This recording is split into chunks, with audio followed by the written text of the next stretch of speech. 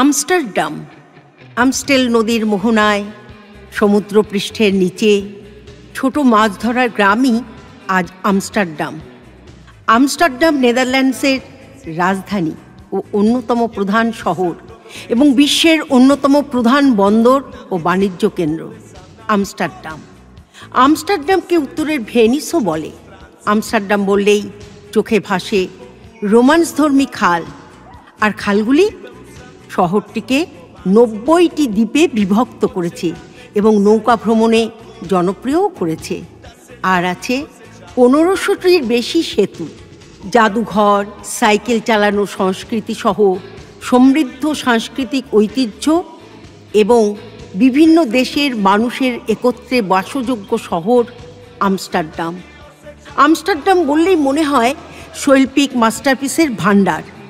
এখানেই পাই শিল্পী Rembrandt van ring, Johannes ভার্মির এবং আমার অত্যন্ত প্রিয় শিল্পী ভ্যান গগের মতো আইকনিক ব্যক্তিত্বকে। কিন্তু ভ্যান গগ মিউজিয়ামে পৌঁছাতে বড়ই কষ্ট হয়েছে। স্থানীয়দের যাকেই জিজ্ঞাসা করি সেই বলে ওই হোথা, আর হোথায় পৌঁছাতে কতটা সময় লাগবে তাও বলে দেয়, কিন্তু মেলে না। যাই হোক, শেষ পর্যন্ত পৌঁছে যাই। দেখি বিশাল লাইন। বুঝলাম মৃত্যুর পরে মূল্যবৃদ্ধি ঘটেছে শিল্পীর।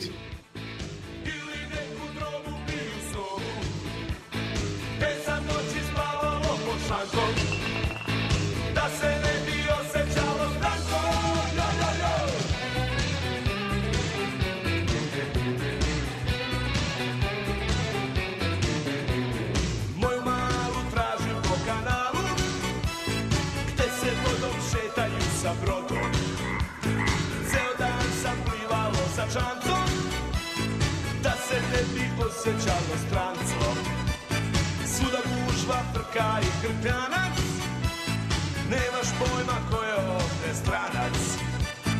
Postao sam jedan Amsterdamac, da se ne bi osjećalo stranac. U kafanu pušu marihuanu ili neku drogu piju s nogu, gde sam noći spavalo pod šankom, da se ne bi osjećalo strako.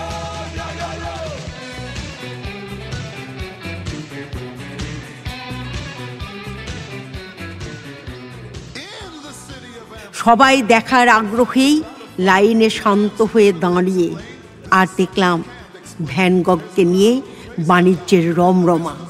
দোকানে দোকানে তাঁর শিল্পকলা শোভা পাচ্ছে। পুরুষ নারীর পোশাকে, বাসনপত্রে, ঘর সাজানোর সামগ্রী ইত্যাদি প্রভৃতিতে। আমস্টারডাম বললেই আর একজন প্রিয় মানুষের কথা মনে আসে, যিনি বিখ্যাত তাঁর ডায়েরির জন্য, আর যে সিক্রেট অ্যানেক্স অর্থাৎ গোপন কুঠুরিতে বসে লিখেছিলেন তার জন্য। তিনি অ্যান ফ্র্যাঙ্ক। কোনোদিন তাঁর স্পর্শধন্য জায়গায় স্পর্শ করতে পারবো ভাবতে পেরেছিলাম কি? না, ভাবিনি। স্বপ্ন, দিবা স্বপ্ন। যাই হোক, অনলাইনে টিকিট না কাটায় সকালে বিরাট লাইন দেখে অন্যান্য জায়গায় ঘুরে ফিরে আবার এসেও দেখি আরও বিশাল লাইন। কিন্তু আমায় যে ঢুকতেই হবে। একেবারে লাইনের সামনে এক বিদেশি বন্ধুর সাথে গল্প জমিয়ে তাঁর পিছনে ঠাঁই নিলাম, ঠিক যেমনটি করে কলকাতা বইমেলায় বিশেষ কয়েকটি স্টলের লাইনে ঢুকতাম, একদম ঠিক সেই স্টাইলেই। অরুণের চোট্টামিতে আপত্তি আসবেই না, টেনে ঢোকালাম, নইলে যে ভিড়ে দুজনে দুদিকে হারিয়ে যাব, ভ্যাটিকান সিটির মতো। পিছনের বিদেশি বন্ধুদের প্রশ্নোত্তরে জানিয়ে দিই আমরা ওনার সাথেই আছি। ভিনদেশি বন্ধুকে কৃতজ্ঞতা জানিয়ে টিকিট কেটে ঢুকে পড়ি। দেখলাম এখানেও অ্যানা ফ্র্যাঙ্ককে নিয়ে বিপণনই চলছে। ফটো তোলা নিষিদ্ধ হলেও কেউ বাধা দেয়নি। অতীত এখানেই কথা কয়। ঘোরের মধ্যে দেখে গিয়েছি আমার শৈশবের বইয়ের পাতা থেকে অ্যান ফ্র্যাঙ্ক মিষ্টি মেয়েটি বেরিয়ে এসেছে। বোট ক্রুজ এবারে। চারিদিকে জল আর জল, জলস্থলের দুপাশে কত গুরুত্বপূর্ণ বিল্ডিং রাজধানীতে। যে হোটেলে ছিলাম তারই পিছন দিকে বিরাট ক্যানাল, তাতে সারি সারি জলযান। গোটা রাজধানী জলের মাঝে, স্থলপথেও চমৎকার সেম স্টাইল বিল্ডিং। পর্যটক প্রিয় সারা ইউরোপের বিশেষত্বই হলো গথিক স্থাপত্যশৈলী, পরিবেশ বান্ধব, চমৎকার চওড়া রাস্তাঘাট, নানা ধরনের ব্রিজ ইত্যাদি প্রভৃতি। এখানেও তার ব্যতিক্রম নেই।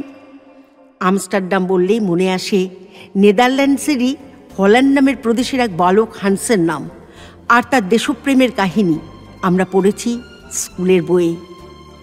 বর্তমানে বিভিন্ন শহরে দেখি শহরের নামের আগে আই লাভ লিখে শহরের নাম দিয়ে সাজাতে। তবে যতদূর মনে পড়ে এটা প্রথম আমস্টারডামই দেখেছি, আই লাভ আমস্টারডাম। আর এক একটি অক্ষরে আবাল বৃদ্ধ রমণী একে একে দাঁড়িয়ে ফটো তুলছে, কেউ বা তার আদ্যক্ষরে দাঁড়াচ্ছে, বসছে। আজ এত বছর পরে লিখতে বসেও চোখের সামনে ভেসে উঠছে নানান দৃশ্য।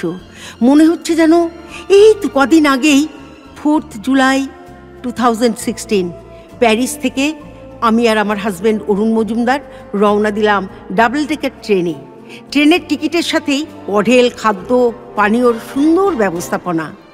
আমার দৃষ্টি চারপাশের মানুষ, বাইরের দৃশ্য আর গন্তব্যে ঠিকঠাক অবতরণ। মাঝে মধ্যেই অরুণকেও স্টেশনের দিকে লক্ষ্য রাখতে বলছি। হঠাৎ এক বয়স্ক ভদ্রলোক নিউজ পেপার মুখের সামনে থেকে সরিয়ে সরাসরি গল্প জুড়লেন। দেখেই বুঝেছেন ভারতীয়, তাই এসে গেল ভারতের নামজাদা রাজনীতিবিদদের কথা।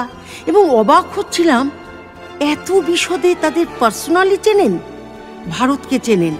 গল্পেই রসিক ব্যক্তি জানালেন তিনি এসেছেন ভারতে, ছিলেনও দীর্ঘদিন। ইন্দিরা গান্ধীর সাথেও ব্যক্তিগত সম্পর্ক ছিল, এমনই আরও অনেকের সাথে। আরও অনেক অনেক আলোচনা।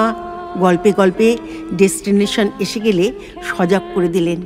আমাদের নাম্বার মুহূর্তে গোপন জানানোর স্টাইলে আমায় বললেন গোপন কথাটি, তিনি নোবেল লরিয়েট। ইস, নামটিও জানলাম না উপকারী বন্ধুর। ফেরার দিন এসে গেল 8 জুলাই 2016। প্যারিসে নেমেই অন্য ট্রেনে 3টি নতুন অজানা জায়গার পথে রওনা দেব। Monaco, Cannes and Nice. এর মধ্যে Cannes and Nice parts of France and Monaco a country. ছেলে বৌমা সব ব্যবস্থাপনা সেই দেশগুলিতে রেডি করে রেখেছে। এ কি শেষ মুহূর্তে অভাবনীয়, অকল্পনীয় ঘটনা ইউরোপে! মাত্র 3 মিনিট লেটে প্যারিসে, ব্যাস যাত্রা খতম। মন খারাপের মধ্যেও কাউন্টারে জানাতেই আমরা কখন যেতে চাই জেনে আগের টিকিটের তারিখ সময় পাল্টে ব্যবস্থা করে দিল পরদিন সকালের জন্য। ছেলের আবাসন মেট্রো স্টেশনের কাছেই, ফিরেই বিশ্রাম।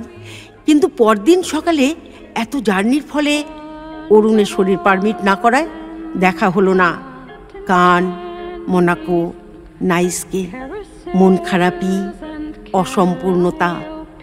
এঁকেও ছিলাম সেই কবিতার প্রচ্ছদটা, লিখেও ছিলাম সেই কবিতার ভূমিকাটা, হৃদ মাঝারে কল্পনাও করেছিলাম সেই কবিতার বিষয়বস্তুটা।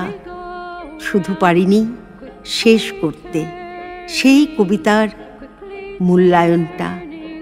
তাই আজও ধুলো গায়ে জড়িয়ে পড়ে আছে সেই অসমাপ্ত কবিতার পাতাটা।